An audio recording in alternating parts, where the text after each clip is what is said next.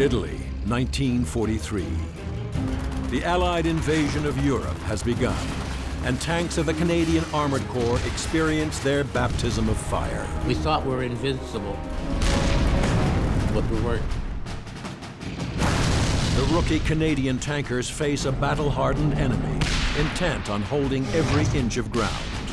Our boys were up against the best German soldiers in the German army.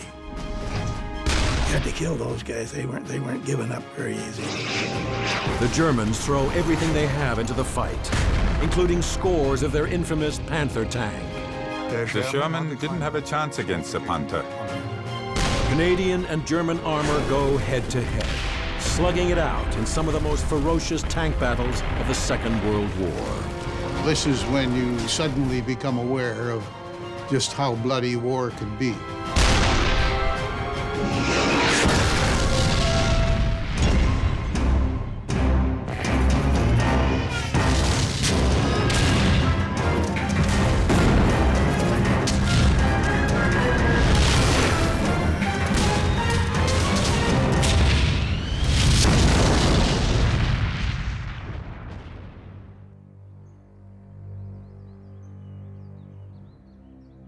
Central Italy, south of Rome. Armies have fought for control of these hills for thousands of years. But no battles have been more ferocious or intense than the fighting that erupted here between the Allies and the Germans during the Second World War. The Germans used to shoot from here to down the other side. You hear it from there. Boom. Boom. Yeah, pass here. And then you hear from the side, boom, boom, over there. Every day, night, day, act like this.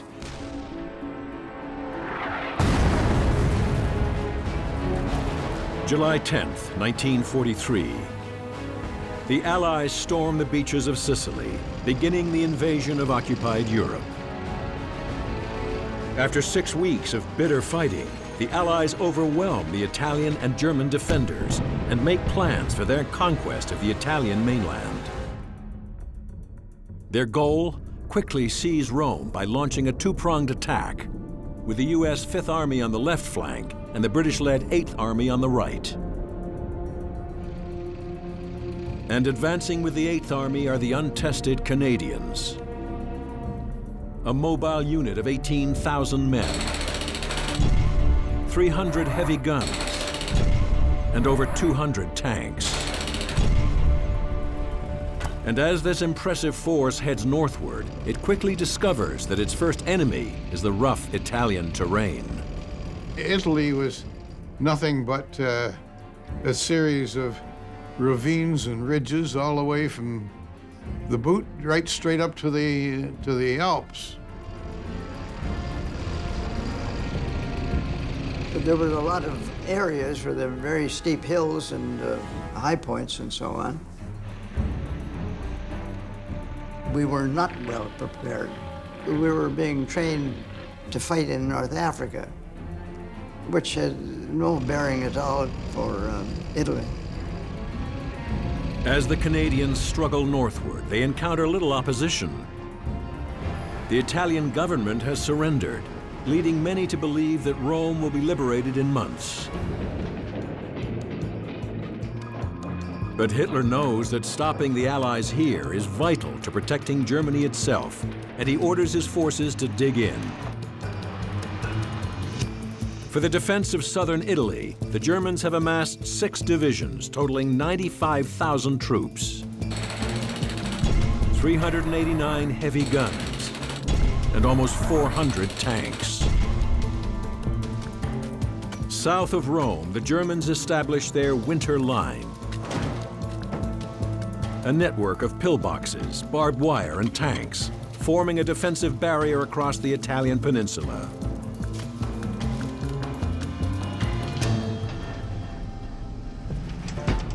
But the British, unaware of the extent of the Germans' new fortifications, land troops near the coastal town of Termoli and stumble right into the enemy's lines. The area that the brigade landed happened to be the rest area for the German 16th Panzer Division. And the British were very quickly assaulted by the Germans. And they cried for help, and we happened to be the closest armored regiment. So we broke through and made a quick dash to Termoli. Rushing to the aid of the beleaguered British are 36 Canadian Sherman tanks. The Sherman 5 is primarily used as an infantry support weapon. Armed with only 51 millimeters of light frontal armor and a low-velocity 75 millimeter main cannon, the Sherman sacrifices protection and firepower for increased speed and mobility. We ran from about 4 o'clock in the morning to 4 o'clock at night, cross the roads, cross fields. I remember doing radio watch and hearing the German tanks were collecting at a certain point.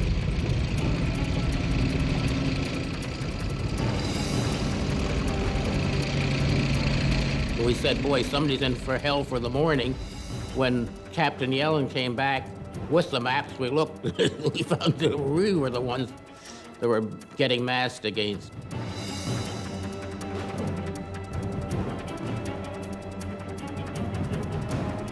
And they were seasoned troops. It was not a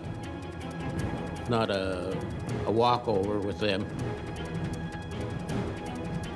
We pulled up on the high ground just as the Germans were launching another counterattack. We were a fair distance away from B Squadron. They were much closer to this wooded area where the Germans emerged from. Once they started moving, then B Squadron tangled with them very quickly.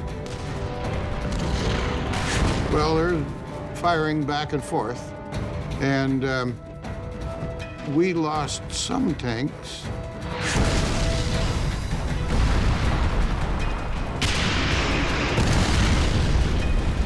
We were in a position to give them supporting fire. As soon as I saw any German tank, I just gave a quick order to my gunner, and I swung the turret around, and anyway, gave him a fire order, and he fired. B Squadron, they bore the brunt of the battle, and I think they lost 2 or 3. But they destroyed 8 German tanks.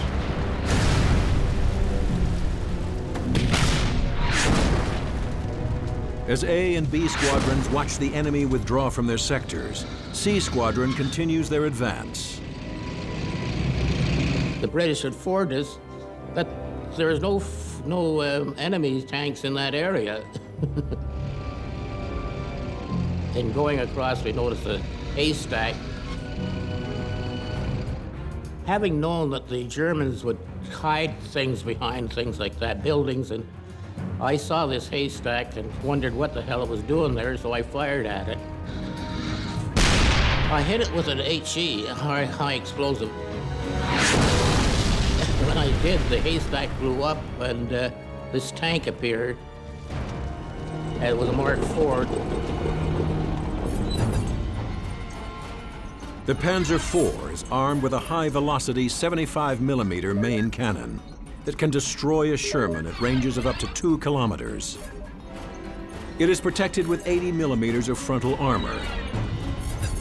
But at close range, it can be vulnerable even to the Sherman's underpowered main gun. We usually had an HE in the breech, but if it was a tank, we'd put in an armor-piercing shell, and we fired at AP. It burst into flames, and that was it for that.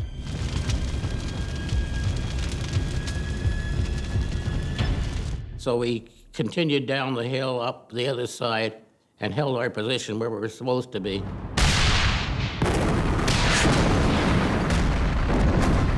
By day's end, the Canadians prevail at Termoli. destroying at least 8 German Panthers.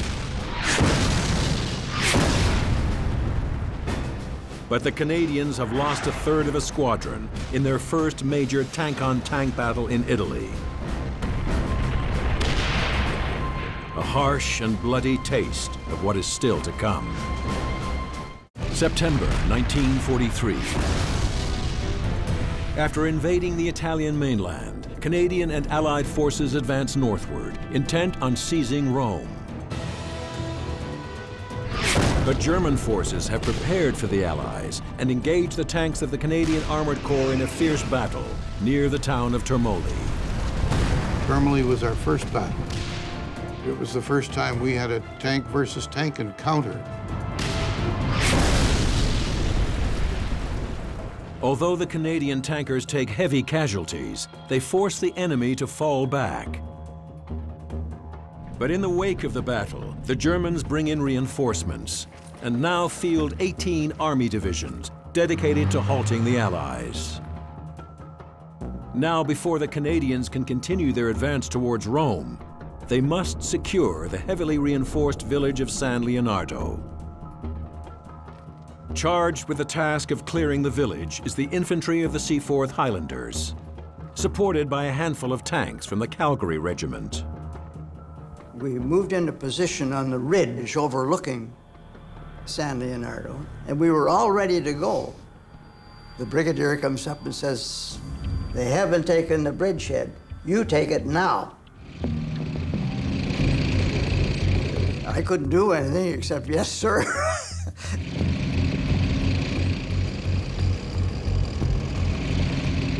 Well, this is pretty a dicey way to start going into a battle. No reconnaissance, no idea of what the ground looked like. We went over the ridge and we for the first time saw San Leonardo was there looking at us coming down. As soon as we got over the brow, all hell broke loose. And the road was just a winding and steep. On the way down, 2 of my tanks that were behind me went over the bank. 40 feet. One tank on top of the other.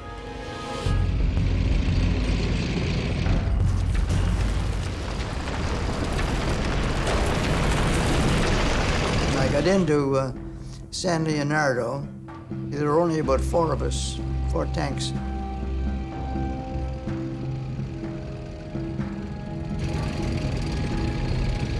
We were just supporting the Seaforth, and the Seaforth were clearing the houses.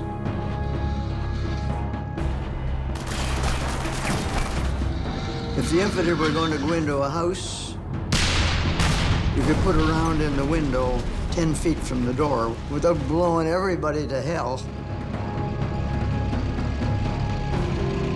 You could have a tremendous rate of fire. It almost sounded like a machine gun because the loader was just bang, bang, bang. You just kept banging away in that whole area. Slowly and methodically, the Canadians begin to clear the German infantry from San Leonardo.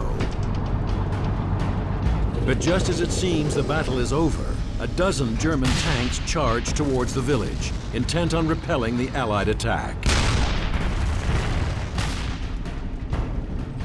I think that the Germans had many more tanks in San Leonardo, 10 tanks or 12 tanks or whatever it was. There was a chap by the name of Arne Charbonneau, and he was one of my troop commanders. And he was positioned covering this road that went out towards the coast. And the German tank went by. And I guess he couldn't have been any more than about 50 yards from Charbonneau's tank. It was coming down behind the buildings. And the infantry, the Seaforth, were on both sides of the buildings. And this one little soldier, the Sea Force, this German tank was coming right towards him. Sherman hit it, and it brewed. A little Sea Force soldier came out from behind those buildings. He came over and he tapped the tank and he says, "You big cast iron son of a bitch, I could kiss you." At the end of the day, we felt pretty good. We were in San Leonardo. It was in our hands, and we took it. Having secured the village, the Canadians press on, advancing towards their next objective, the coastal town of Ortona. But to get there, they must first seize a road junction, codenamed Cider Crossroads, now defended by one of the toughest units in the German army. The 1st Parachute Division, they were the best troops. They were first class.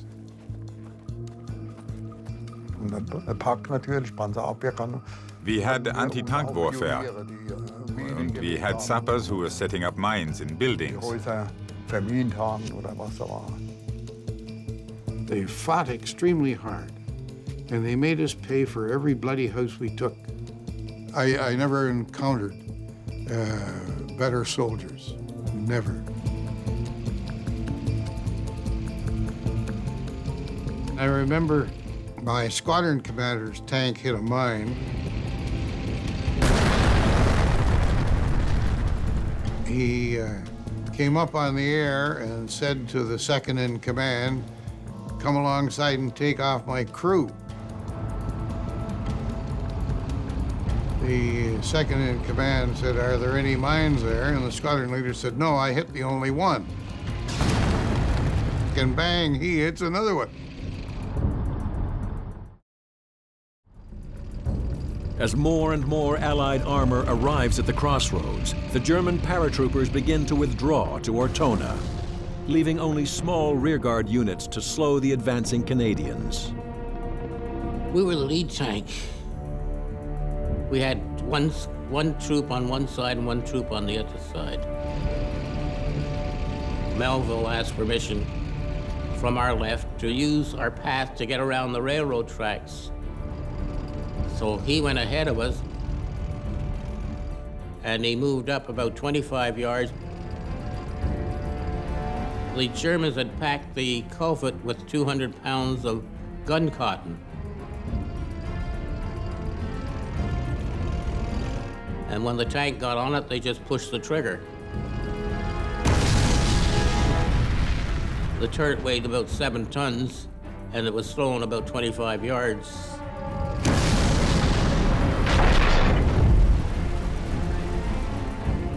And the rest of the crew were blown up. The tank just split into pieces. If Melville hadn't asked permission to leave his position, it would have been our tank. The whole crew was lost. So I remember going back later on and having to bury them, scrape the bodies together, and do a temporary grave. This is when you first become aware of how bloody war can be, when all of a sudden one of your friends is no longer there. He's been killed. The Germans stopped us cold. It takes the Canadians 10 days to advance just 3 kilometers. But on December 19th, they finally capture the Cider Crossroads. The fighting has been fierce, but it pales in comparison to what they'll face next. A battle so deadly, it will become one of the most infamous in Canadian military history.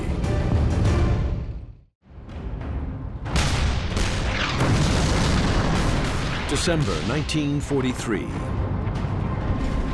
For the last 3 months, Canadian tanks have been engaged in fierce fighting throughout southern Italy. And by December 20th, they have battled to within 250 kilometers of their final objective, the Italian capital of Rome. But the Allies' advance has left them with long and very vulnerable supply lines. Allied command knows they must capture a deep-water port to keep their advance from stalling, and they order the Canadians to seize the coastal town of Ortona. The Canadians anticipated that we would take Ortona in one day with a squadron of tanks and a company of infantry. Well, it turned out that the Germans had a different view. Defending Ortona is the elite 1st Parachute Division, ordered to stop the Canadians at any cost. Our boys were up against the best German soldiers in the German army. You had to kill those guys. They weren't given up very easy. In order to capture the town, the Canadians will have to fight their way through a maze of narrow roads and rubble-strewn laneways. And to protect the vulnerable infantry, the attack is supported by tanks. At just 2.6 meters wide and equipped with a short-barreled cannon, the Sherman 5 can maneuver through Ortona's narrow streets, providing protection and powerful fire support for advancing infantry.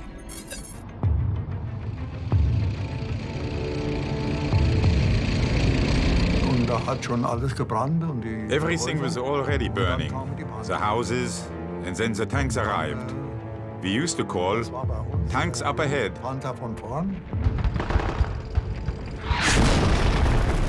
This was our first encounter in an urban area.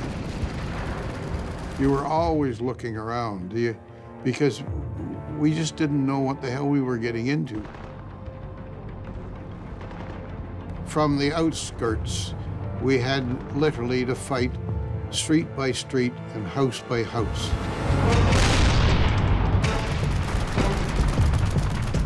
There was a tremendous expenditure of ammunition. Whether or not you saw anyone, you still fired. You know, the constant firing was incredible.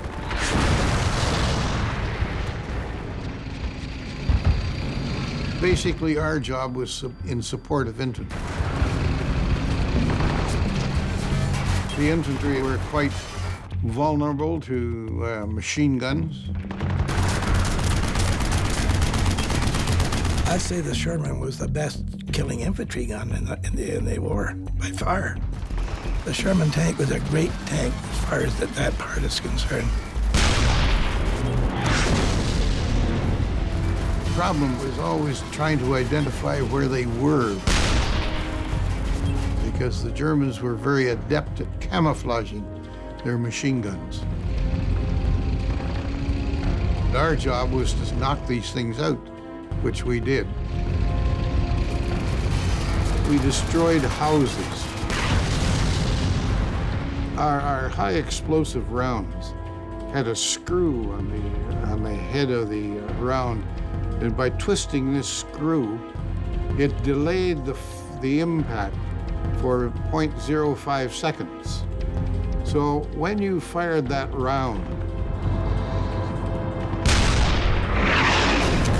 the round would penetrate the wall and then explode inside.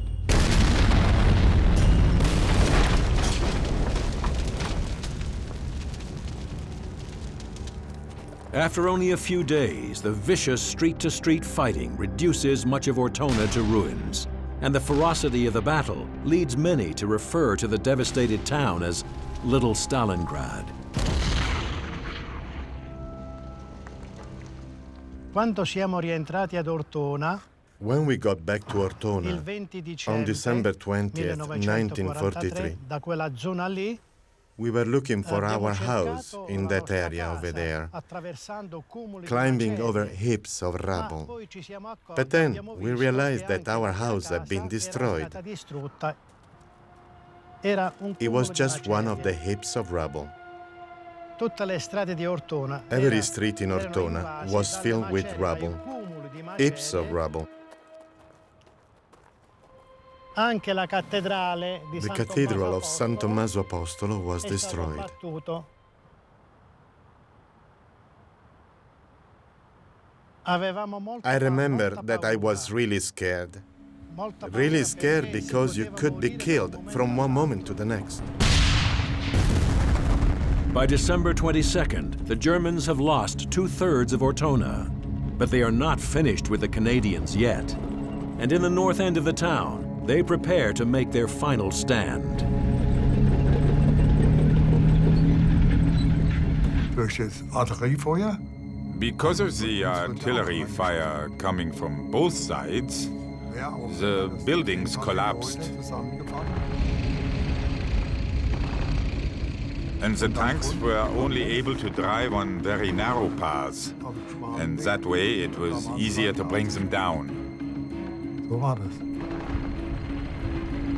We couldn't move on this street, therefore we would have to go down that street.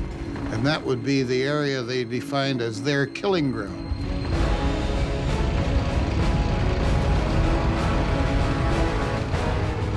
The Germans, for the first time, brought up what they called their Panzerfaust weapon, the German anti-tank weapon.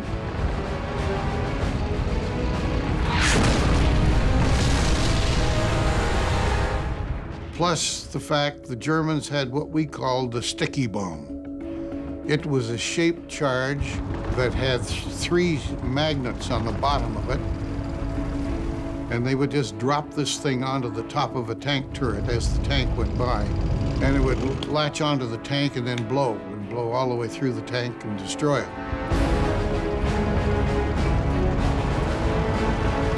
As the battle for Ortona intensifies, the Germans make it clear they will fight to the last man, determined to stop the Canadians, whatever the cost. December 24th, 1943. After 4 days of bloody street-to-street fighting, the Allies have been unable to dislodge the stubborn German defenders from the town of Ortona. And it's the tanks of the Three Rivers Regiment that are ordered to support the advance through the ruined town and finally finish the job. Tanks are at a disadvantage in the city because they don't know what's happening in the debris. We couldn't move on this street, therefore we would have to go down that street. And that would be the area they defined as their killing ground.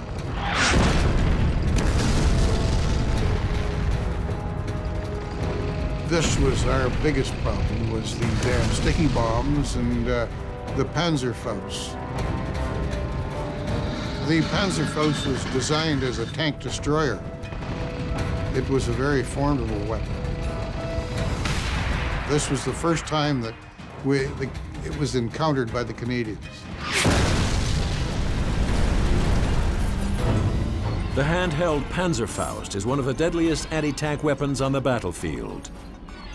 It fires a shaped charge at ranges of up to 30 meters and can penetrate almost 200 millimeters of armor, unleashing a devastating explosion inside. Die Panzer fuhren natürlich über die Trümmer. The tanks drove over all the debris and the stones.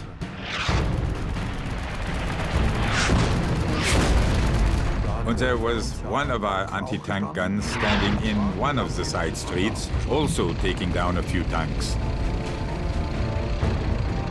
Der hat ja seine. They had been zeroing in on those streets, so they knew exactly where they were going to fire. And then we were told, fire. Feuer.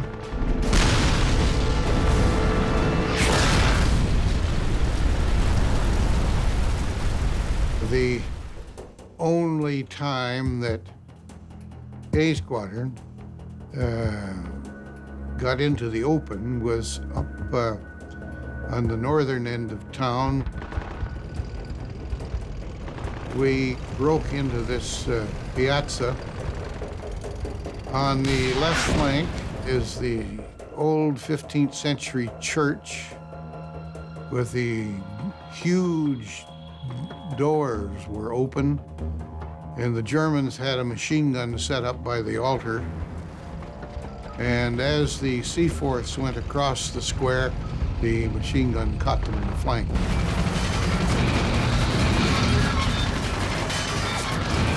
I ordered the gunner to start firing.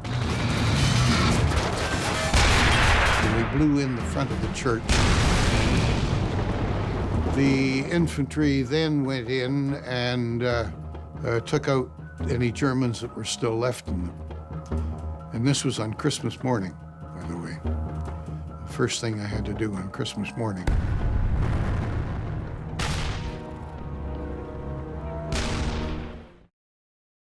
On December 28th, the surviving German paratroopers finally pull out, leaving Ortona to the Canadians.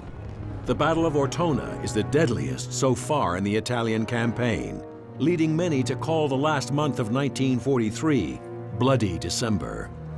We lost more men in Ortona by far than what we lost on the beaches in Normandy. Probably twice as many or 3 times as many.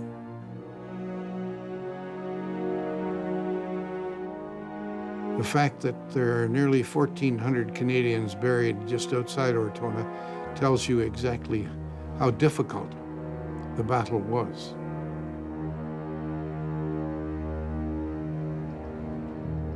The Canadian victory at Ortona is bittersweet, as Allied command decides the best way to seize Rome lies further west.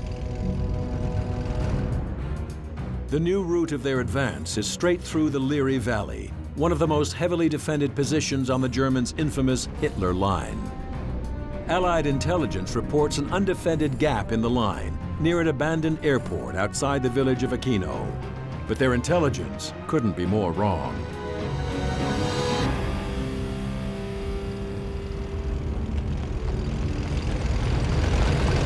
We started out across the airport about, we must have done about 5:30, 6 o'clock. The fog was dense. I mean, it's so dense. I mean, you couldn't see 30 feet in front of you.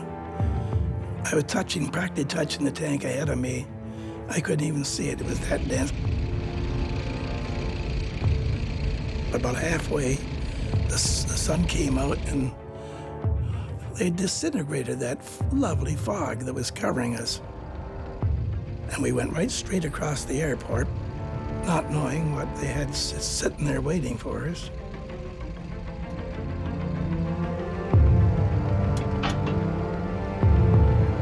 And then, of course, all hell broke loose. The Canadian tanks have just stumbled into an ambush. 4 of Germany's deadly accurate new anti-tank weapons, the powerful and very lethal Panther term. May 19th, 1944. Canadian tanks and infantry are now less than 150 kilometers from Rome. If they can break through German defenses at Aquino, very little stands in their way.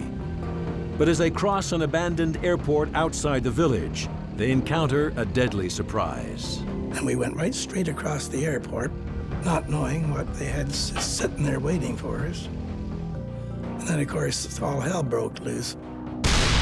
The Canadians are among the first to encounter the Germans' newest anti-tank weapon.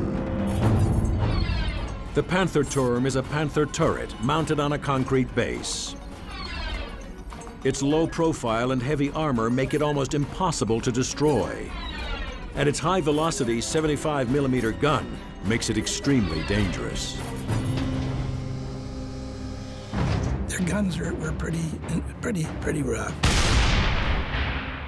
This is Long Barrel 75, same turret and everything as a Panther tank. That was a rude awakening because we didn't even know they were there. So we played a game of ducks that day, and we were the ducks, and the Germans had fun being the hunters.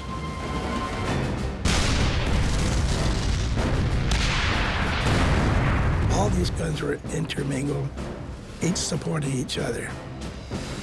So if you got to one, the other guy would be shooting at you too.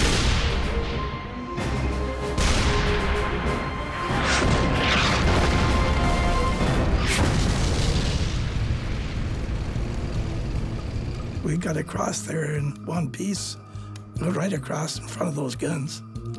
And I still had my troop intact. I didn't go very far till I found this nice, comfortable spot. It was kind of a hole. I got my two tanks down into it, and I was kind of on the rim. Had I gone on, I would have gone right into that 75 millimeter. I wouldn't be here today, there's no doubt in my mind. He'd blown my 3 tanks all day long.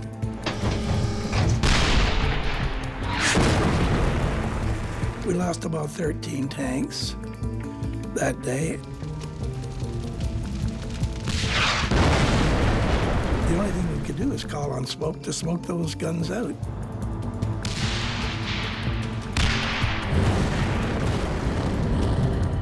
Around 8 o'clock, we got a good stonk of smoke came in, and finally we got off there before it got dark and got off the airport.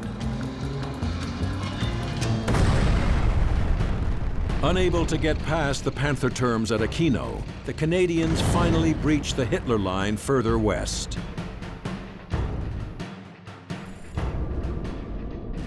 They crossed the Melfa River and resumed their advance up the main highway towards Rome. By late May, the Allies have cracked the German defenses, and most of the German defenders retreat north of Rome. The German defenses really fell apart, and they had to withdraw, which they hadn't planned to do. So we came up to Taurus Crossroads chasing them, and they put up the battle there. They knocked out a number of our tanks, one in C Squadron, and the tank that I had been in 15 days before received a direct hit in the turret.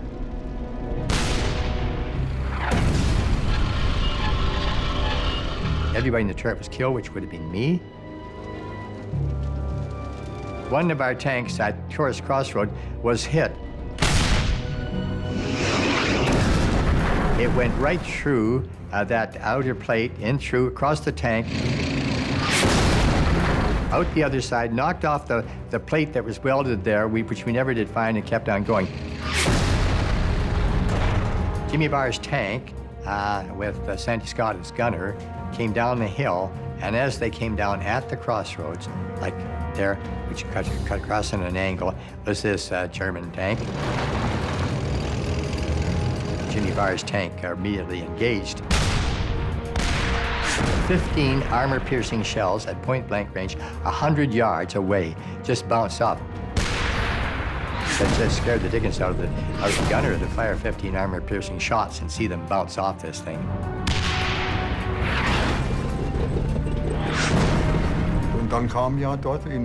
When we were in Italy, the Panther came out. It was a new design with even bigger guns on it. The Sherman didn't have a chance against the Panther.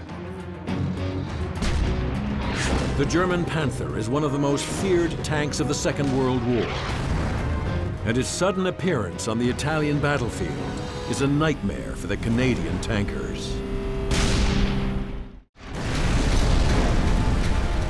May 1944. 8 months after landing in Italy, Canadian tankers have become battle-hardened warriors, veterans of head-to-head clashes with the best the Germans can field.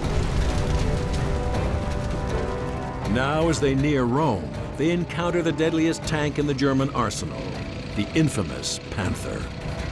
15 armor-piercing shells at point-blank range, 100 yards away, just bounced off. That just scared the dickens out of the gunner to fire 15 armor-piercing shots and see them bounce off this thing. And I think this is the first time that the Allies had encountered Panthers. The Panther is armed with a high-velocity 75mm main gun, and its sloping front hull gives it the equivalent of 145mm of armor protection, making it almost impervious to head-on attacks.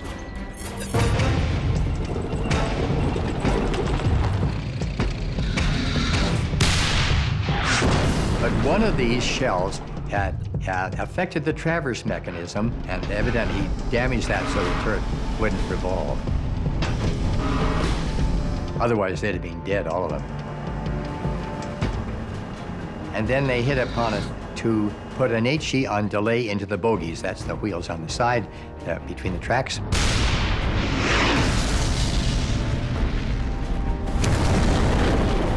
So that was that one. That knocked out that tank.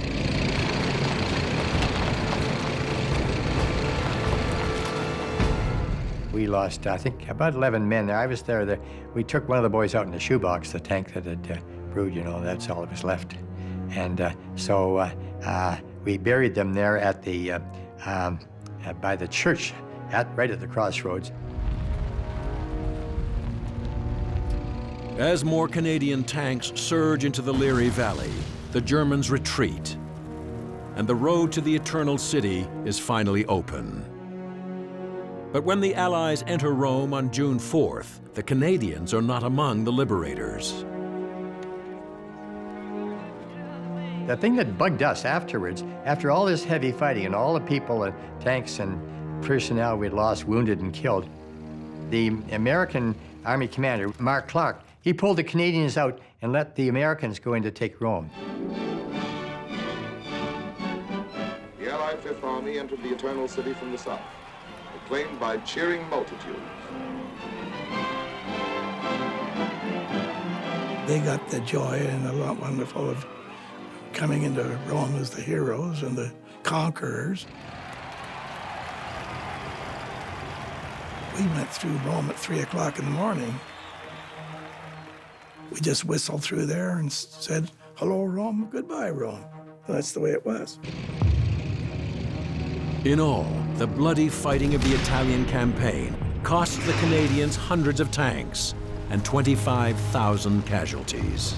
It is a heavy sacrifice, but one that helps to dislodge the tenacious German defenders and finally secure the Allied victory in Italy. Practically, the war was already lost by then, but we didn't believe it. I didn't believe it. I'm just very proud of the Canadian soldiers. I don't care where the hell it was. I think the Canadian soldiers were damn good. Who had to break the Hitler line? 1st Canadian Div. Who did Ortona? 1st Canadian Div. When I take a look at the 1,375 graves at the Morrill River, I say no, it wasn't worth the cost.